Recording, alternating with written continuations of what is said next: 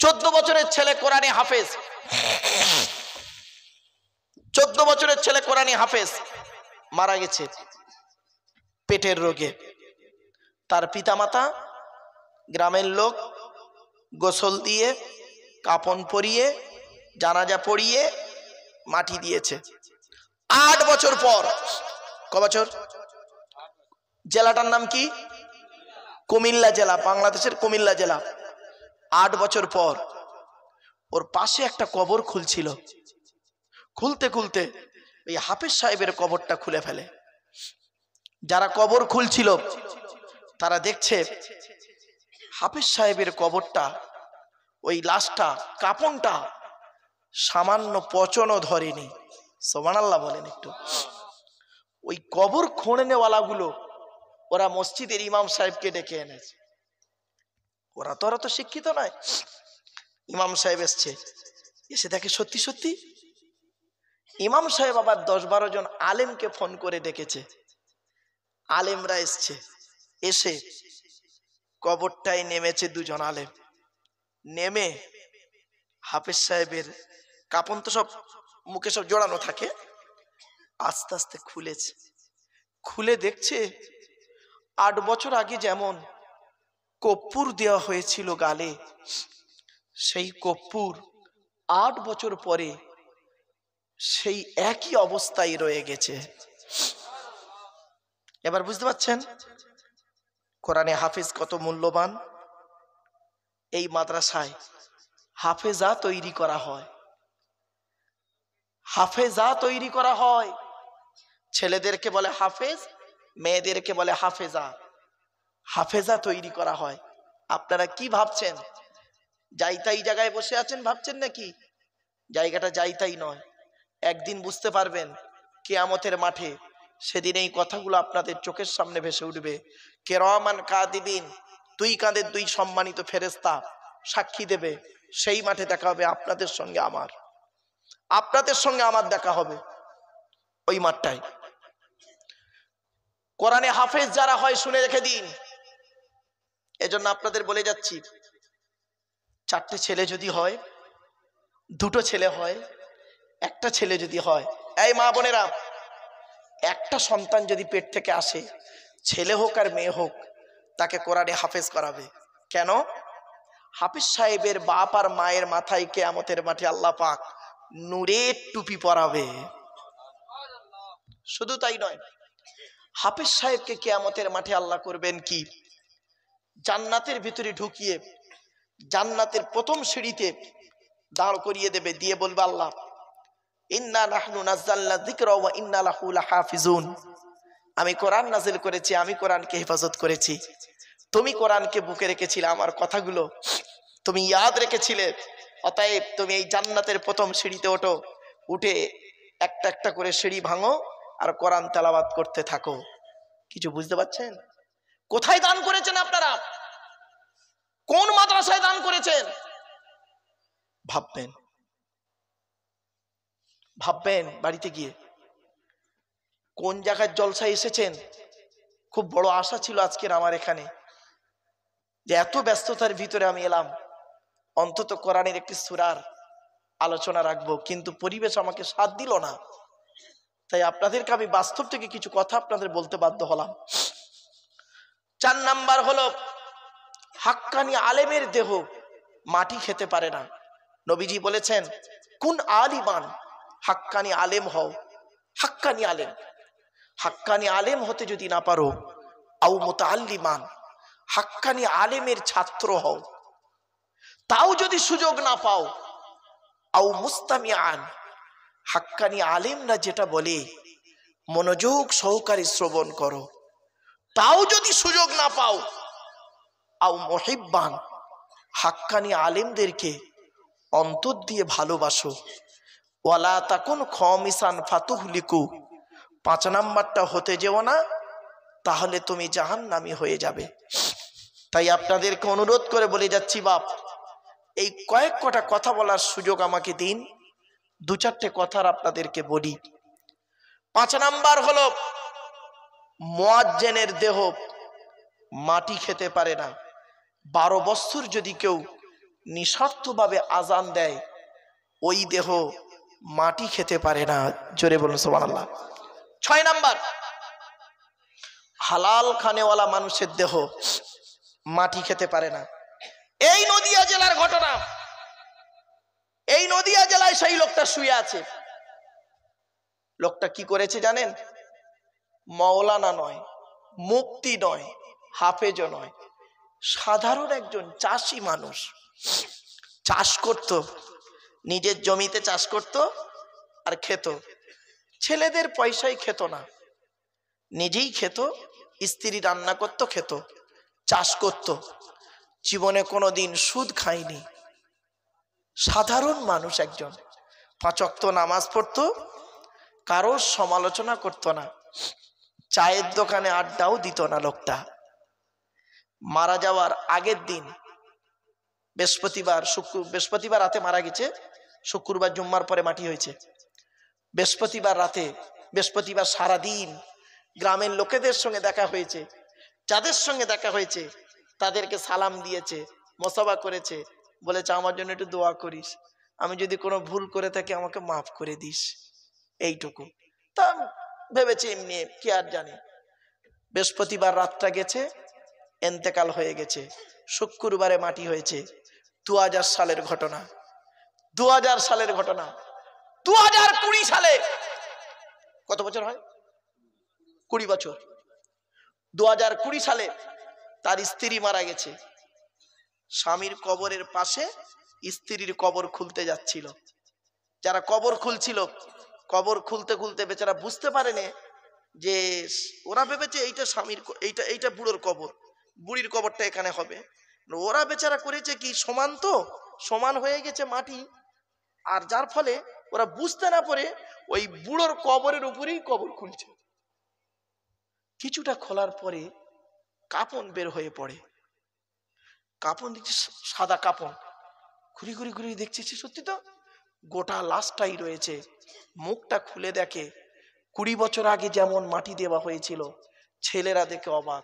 ছেলেরাই জানতো না যে আমার বাপ এত ভালো যোগ ছিল, ছেলেরাই জানতো না। ছেলেরাই এসে দেখলো এই অবস্থা। যেমন টাটকা লাশ 20 বছর আগে দিয়েছিল, সেই টাটকা লাশ আজও রয়েছে। লোকটা কি করতো? তার ছেলেরাই বলল, তার আশপাশের বন্ধুরা সব বলল লোকটা হালাল খাবার খেত, জীবনে কোনোদিন সুদ খায়নি, আর চাষবাস করতো, সাধারণ মানুষ, 5 ওয়াক্ত নামাজ পড়তো জামাতে, আর আল্লাহর ইবাদত করতো, ভালো ভালো কথা বলতো, কারোর সঙ্গে ঝগড়াঝাটি করতো না, মিলেমিশে থাকতো, এইটুকু। গ্রামের এক কথায় ভালো লোক ছিল, কোনো ঝুট ঝামেলায় থাকতো না, কারোর সমালোচনা করতো না, এ খারাপ ও ভালো এসব কিচ্ছু থাকতো না, কোনো ঝামেলাই। বলে চায়ের দোকানে আড্ডা দিতে লোকটাকে দেখিনি আমরা কোনোদিন। ওই নামাজ পড়তো, চাষবাস করতো, সকালবেলা মাঠে যেত, দুপুরবেলা আসতো, জোহরের নামাজ পড়তো, আবার একটু এই কাজ ছিল তার। কি বুঝলেন নদিয়া জেলার মানুষ? আপনারা তো আল্লাহ দেহ দিয়েছে, মাটির দেহ মাটি হবে, পুড়ে হবে ছাই। এ দেহ পচা দেহ, গরব কিসের ভাই? অনুরোধ করে বলে যাচ্ছে, মা বোনেরা যারা আমার বক্তব্য শুনছেন, এই দেহ করুন যে দেহটা মাটি দেওয়ার 20 বছর পরেও টাটকা পাওয়া যাবে, টাটকা পাওয়া যাবে। আমার বলার উদ্দেশ্য ছিল এটাই, অন্য কিছু উদ্দেশ্য নয়। তাহলে 1 নাম্বার হারাম জিনিস কি? আল্লাহর সঙ্গে শিরক করা। 2 নাম্বার হারাম জিনিস কি? পিতামাতার অবাধ্য হওয়া। 3 নাম্বার হারাম জিনিস কি? আল্লাহ কোরআনে বলছেন, আমার কথা নয় বাপ, কোরআনের কথা। 3 নাম্বার হলো কি? সন্তান হত্যা না করা। 4 নাম্বার হারাম জিনিস কি? প্রকাশ্য খারাপ কাজের ধারে বাড়ে যাবেন না। প্রকাশ্য অপ্রকাশ্য খারাপ কাজের ধারে বাড়ে যাবেন না। মানুষের উপকার করতে পারেননি, ঠিক আছে, মানুষের ক্ষতি করতে যাবেন না, তাহলে আপনাকে কিন্তু খুব সমস্যায় পড়তে হবে একদিন। এবার আসছে, আল্লাহ বলছেন, লা তাকতুলুন নাফসাল্লাতী হারামাল্লাহু ইল্লা বিল হক। অন্যায়ভাবে কাউকে হত্যা করবে না। লাঠির বল, পাটির বল, অনেক কিছু বল দেখিয়ে তুমি অন্যায়ভাবে হত্যা করবে, খবরদার করো না, তুমিও জাহান্নাম ছাড়া তোমার গতি হবে না, মনে রাখো।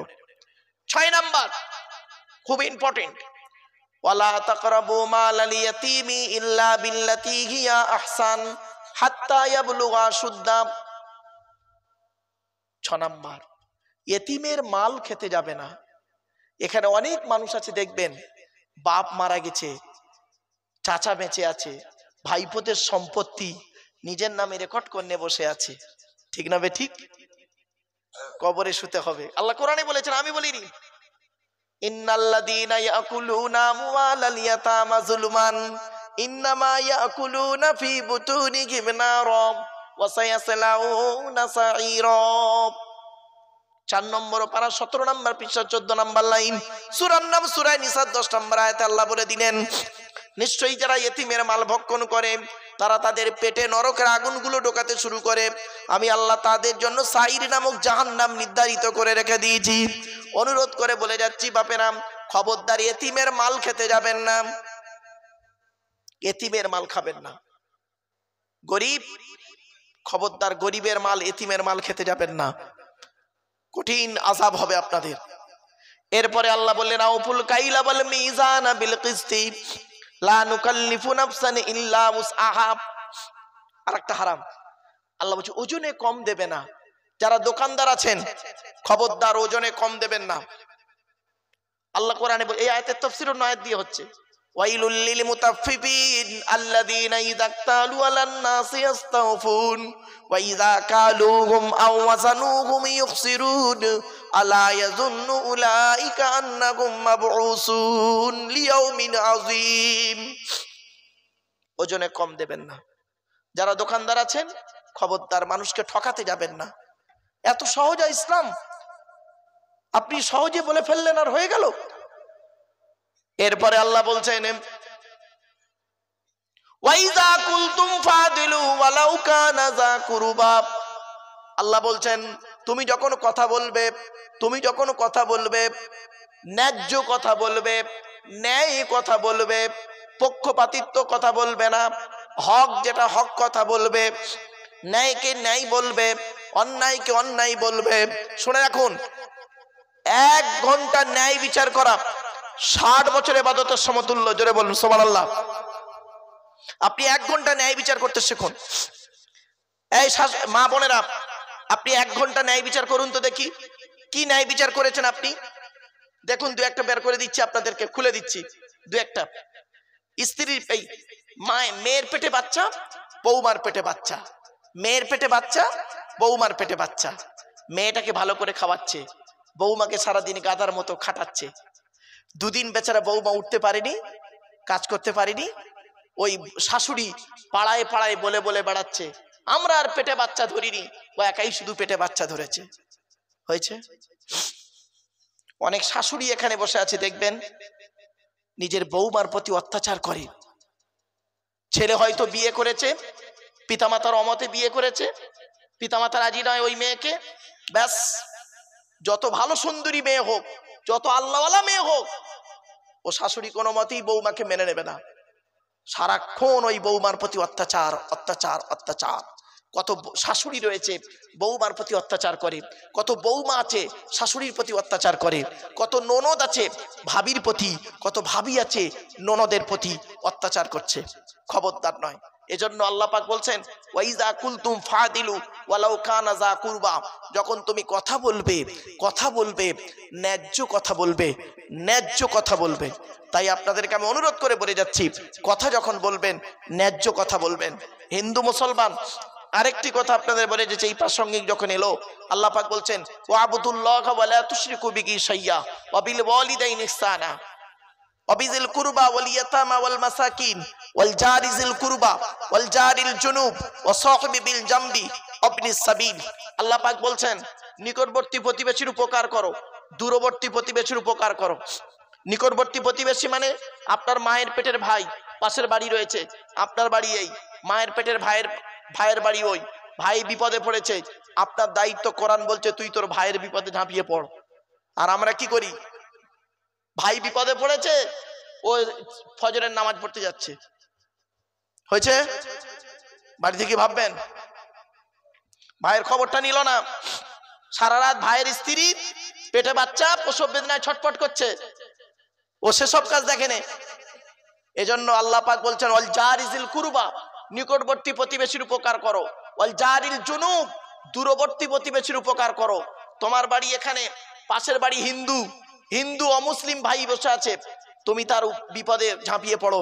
মনে রাখবেন, হিন্দু মুসলমান বড় ফ্যাক্টর নয়, তুমি মানুষকে উপকার করেছো, আল্লাহর সৃষ্টিজীবকে উপকার করেছো, তোমার ব্যবহারে তারা খুশি হয়ে ইসলামের কালেমা পড়তে পারে। ঠিক না বে ঠিক? এজন্য বাপেরা, আপনাদেরকে আমি অনুরোধ করে বলে যাচ্ছি, যেহেতু মাধ্যমিক পরীক্ষা চলছে, আর বেশি রাত না করে আপনাদের কাছে বাড়ি যাওয়ার আগেই আপনাদের কাছে একটু ভিক্ষা চাইছি। একজন ব্যক্তি কেউ আছেন, আল্লাহর নবীর ঘরে 1000 টাকা দেবেন।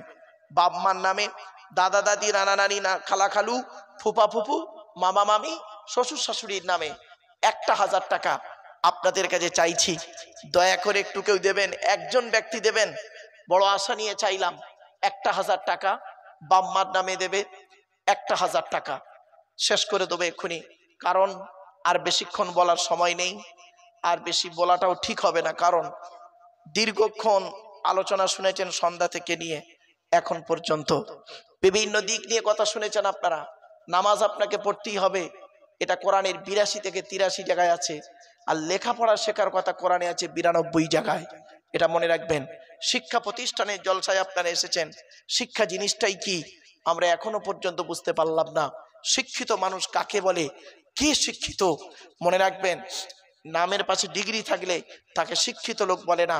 যে শিক্ষা সমাজের উন্নতি করতে পারে না, যে শিক্ষা সমাজকে কিছু দিতে পারলো না, সে শিক্ষার কোনো দাম নেই।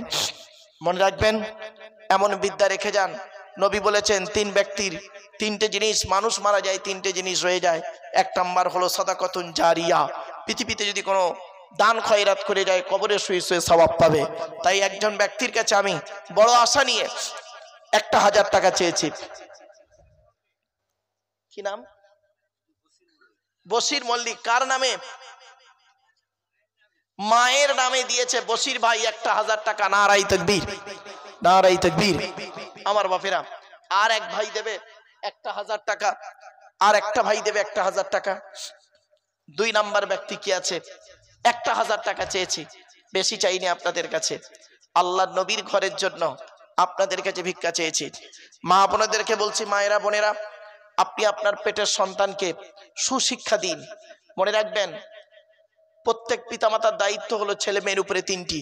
নবীজি বলেছেন, আইয়াকসিনা ইসমাহু ওয়াইদা ওয়ালাদা ওয়াইউআল্লিমুহুল কিতাব ওয়াইজা বালাগা ওয়াইজাউ বিজাহু ওয়াইজা আদরাকা। আল্লাহর নবী বলেছেন, এটা আমার কথা নয়।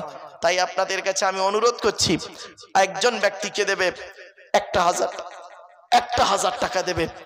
নবীর ঘরে দিচ্ছেন, ওই আসছে ভাই আমার 1000 টাকা নিয়ে আসছে, আলহামদুলিল্লাহ।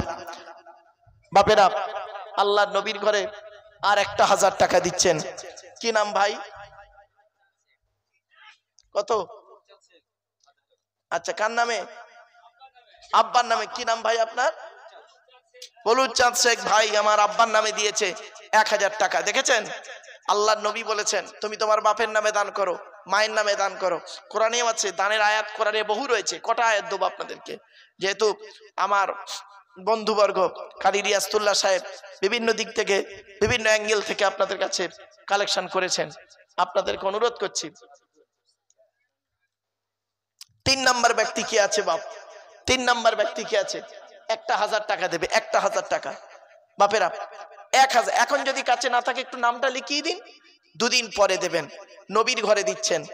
আর আপনারা যে জায়গায় বসে এই যে জলসাটা হচ্ছে, এটা কবরস্থানের টোটাল জায়গা, তার কিছুটা অংশে এখানে কবর নেই। এখানে কবর নেই, এরা 100% জানে যে এখানে কবর নেই। সেই জায়গায় আপনারা খারাপ কাজ না করে, ফুটবল না খেলে, আপনার কি বলবো, গান বাজনা না দিয়ে কবরবাসীদের উদ্দেশ্যে একটা দোয়ার মজলিস দিয়েছেন। এর থেকে ভালো কাজ আর এই জায়গায় হয় বলে আমার মনে হয় না বাপ। এর থেকে ভালো কাজ যে কবরবাসীদের উদ্দেশ্যে এই জায়গায় আপনারা করছেন কি, একটা দোয়ার মজলিস, ইসাল সবের মজলিস কবরবাসীদের উদ্দেশ্যে। বাম্মা চলে গেছে, আত্মীয়রা চলে গেছে, এখানে কিছু শিখবেন, হালাল হারাম কিছু বুঝবেন, জানবেন, প্লাস তার সঙ্গে দোয়াও করবেন। মাদ্রাসার জন্য কিছু কালেকশনও হবে। সব দিক চিন্তা ভাবনা করে এই জায়গায় জলসার পরিকল্পনাটা নেওয়া হয়েছিল বাপ। তো একজন ব্যক্তি কি আছে আর 1000 টাকা দেবে? একজন ব্যক্তি কি আছে বাপ? 1000 টাকা দেবে, বাপের নামে মায়ের নামে। কেরামত আলী 2 দিন পরে দেবে। আলহামদুলিল্লাহ, নারাই তাকবীর, নারাই তাকবীর। 3000 টাকা আলহামদুলিল্লাহ ভাই আমার মায়ের জন্য দিল, 3 নাম্বার হয়ে গেছে। আবু বকর, ওমর, উসমান, আলী, তাওরাত, জবুর, ইনজিল, কোরআন, জিবরাইল, মিকাইল, ইসরাফিল, আজরাইল। 4 নাম্বার ব্যক্তি কি আছে? 1000 টাকা দেবে, 1000 টাকা দেবে। 4 নাম্বার ব্যক্তি কি আছে বাপ? 4-এর গুণাগুণ অনেক বেশি। কি নাম? হাফেজ জসিমউদ্দিন সাহেব। কার নামে? ভাই দিয়েছেন মাদ্রাসা স্বার্থে 1000 টাকা। 4 নাম্বার ব্যক্তি আলহামদুলিল্লাহ। বাপেরা, কোরআনে হাফেজ, সে বোঝে কোথায় দিলে দানটা লাভ হবে। অনুরোধ করে বলে যাচ্ছি, হাতের আঙুল হলো 5টা। সূরা লোকমানের শেষ 5টা আয়াত, সূরা লোকমানের শেষ 5টা আয়াত। ইন্নাল্লাহা ইনদাহু ইলমুস সাআ ওয়া ইউনাজ্জিলুল গায়স ওয়া ইয়ালামু মা ফিল আরহাম ওয়া মা তাদরি নাফসুম মাযা তাকসিবু গাদা ওয়া মা তাদরি নাফসুম বিআইয়ি আরদিন তামুত ইন্নাল্লাহা আলিমুন খবীর। সূরা লোকমানের শেষ 5টা আয়াত। এর বাংলা মানেটা একটু শুনে নিন আপনারা। আল্লাহ বলছেন কিয়ামত কবে হবে? আল্লাহ বলছেন আমি জানি। কে জানে? আল্লাহ। কিয়ামত কবে হবে? তবে কিয়ামতের কিছু লক্ষণ আছে, পৃথিবী ধ্বংসের কিছু লক্ষণ আছে। সেই লক্ষণগুলো অনেক আপনাদের এখন বর্তমানে মিলে যাচ্ছে। 2 নাম্বার, কোন মেঘে কতটা পানি বর্ষণ হবে আল্লাহ জানে। 3 নাম্বার, মায়ের পেটে কি আছে? চোর হবে না, ডাকাত হবে, আলেম হবে না, হাফেজ হবে, একমাত্র আল্লাহ জানে। 4 নাম্বার, ওমা তাদরি নাফসুম মাযা তাকসিবু গাদা, আগামীকাল বান্দা কি খাবার খাবে, কত টাকা উপার্জন করবে, একমাত্র তিনিই জানে। 5 নাম্বার, ওমা তাদরি নাফসুম বিআইয়ি আরদিন তামুত, কোন জমিনে কোথায় কি অবস্থায় কেমন করে তোমাদের মৃত্যু হবে, একমাত্র সেই আল্লাহই জানে। ইন্নাল্লাহা আলিমুন খবীর, নিশ্চয়ই এই সমস্ত খবর সেই আল্লাহই জানে। সুতরাং 5 নাম্বার ব্যক্তি 1000 টাকা দিয়েছে। কি নাম বাবা? আখতারুল শেখ। আলহামদুলিল্লাহ, এক কচি মাসুম বাচ্চা 1000 টাকা দিয়েছে। নারাই তাকবীর। আমার বাপেরা শুনে রেখে দিন, আল্লাহ পাক কোরআনে বলেছেন ইন্না রাব্বাকুমুল্লাহুল্লাযী খালাকাস সামাওয়াতি ওয়াল আরদা ফি সিত্তাতি আইয়াম। আল্লাহ পাক কোরআনে বলেছেন 6 দিনে আসমান, পৃথিবী, জমিনকে আল্লাহ সৃষ্টি করেছেন 6 দিনে। 6 দিনে। শুধু তাই নয়, মনে রাখবেন আমরা 6 তাকবীরে ঈদের নামাজ পড়ি। শুধু তাই নয়, এক মুসলমান অপর মুসলমানের উপরে 6টা হক রয়েছে। 6টা হক। তো বাবা 6 নাম্বার ব্যক্তি কি আছে? 1000 টাকা দেবে।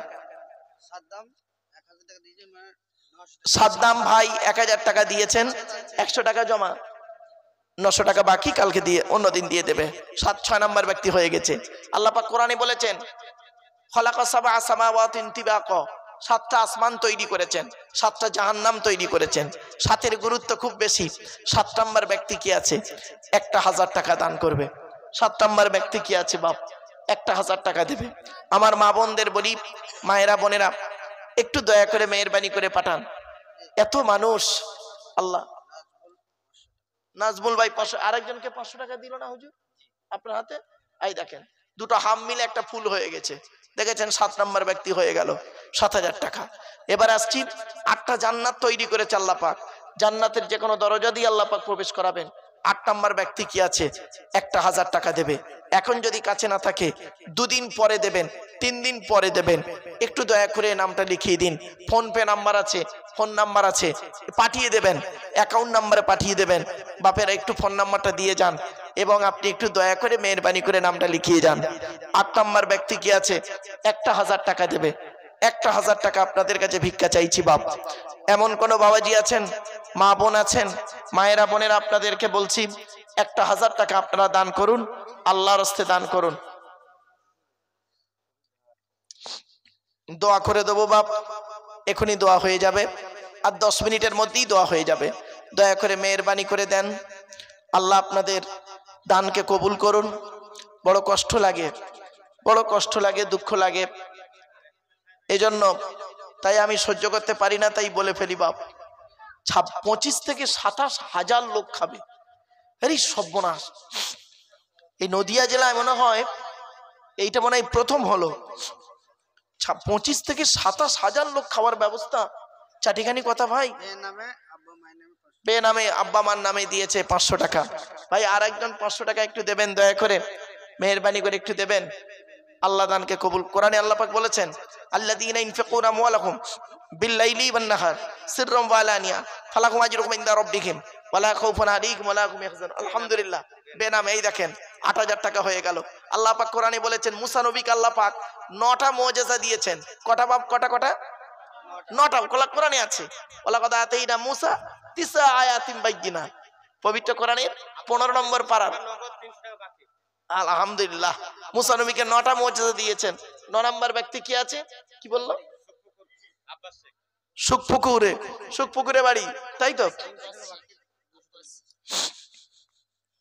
আব্বাস ভাই আমার দিয়েছে, আব্বা আমার নামে সুখপুকুরে বাড়ি, ১০০০ টাকা। ৯ নম্বর ব্যক্তি। এই দেখেন কোরআনে আল্লাহ পাক বলেছেন, ওয়াল ফাজরি ওয়া লায়ালিন আশরিন। ১০-এর গুরুত্ব খুব বেশি। শুধু তাই নয়, এই জিলহজ মাসের ১০ তারিখে আপনারা জানেন কুরবানি হয়। আবার মুহররম মাসের ১০ তারিখের ব্যাপক আলোচনা রয়েছে। আবার রমজান মাসকে ৩ ভাগে ভাগ করা হয়। প্রথম ১০ দিন হলো রহমত, দ্বিতীয় ১০ দিন মাগফিরাত, তৃতীয় 10 দিন নাজাতুম মিনান নিরান। এই জন্য ১০-এর গুরুত্ব খুব বেশি বাপ। ১০ নম্বর ব্যক্তি কি আছে? ১০ নম্বর ব্যক্তি কি আছে? ১০০০ টাকা দান করবে। ১০০০ টাকা দান করবে ১০ নম্বর ব্যক্তি। খাস করে দোয়া চাই বাপ আল্লাহর কাছে, অনুরোধ করে বলছি বাপ, ১০ নম্বর ব্যক্তি কি আছে? ১০০০ টাকা। একটু দয়া করে নামটা একটু লিখিয়ে দিন বাপেরা।